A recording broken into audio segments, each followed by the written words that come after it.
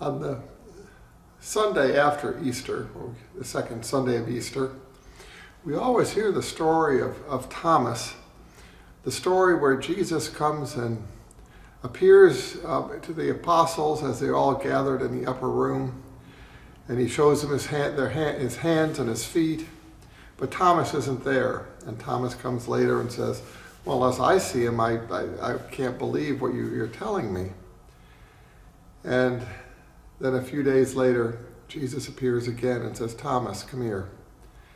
Feel, touch, see, and believe. And we view this as the Doubting Thomas Sunday. It's not so much about doubt, but so much to me is more about, it's not my experience.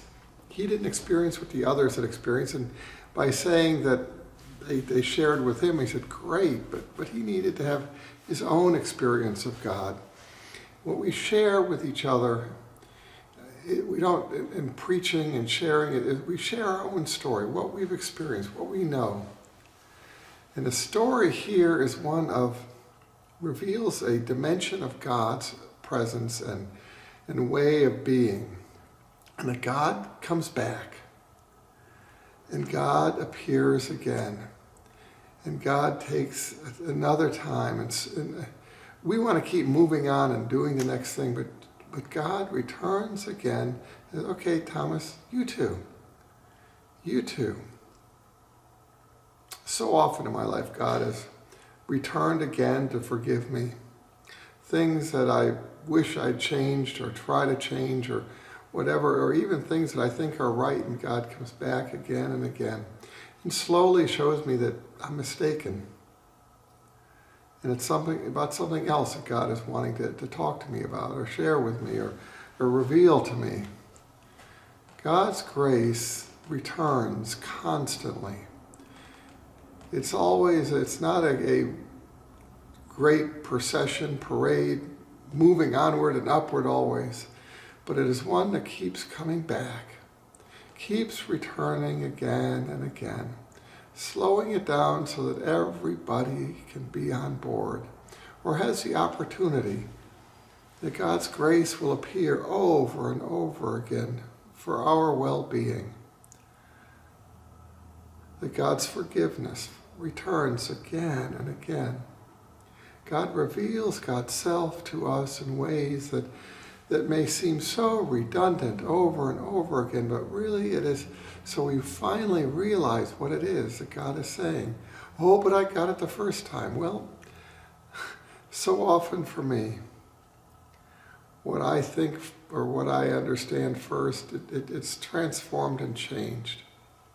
Even this gospel, I've talked about doubt so often.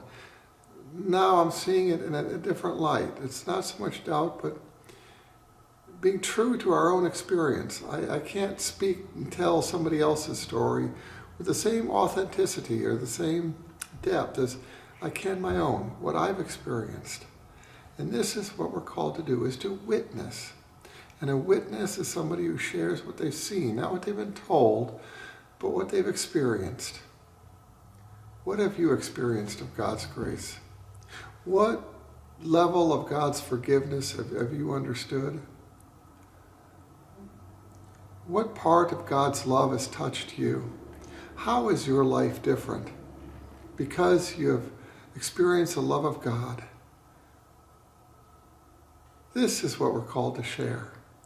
This is what we're called to share. And when we don't know God, we can say like Thomas, that's not what I've experienced.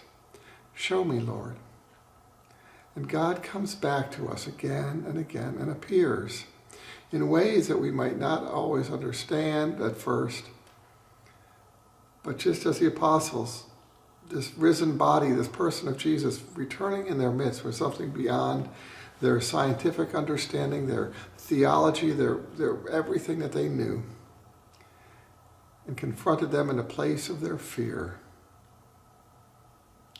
So too, God will return to us where we are uneasy, scared, nervous, unsure, and sometimes when we're so sure we know everything.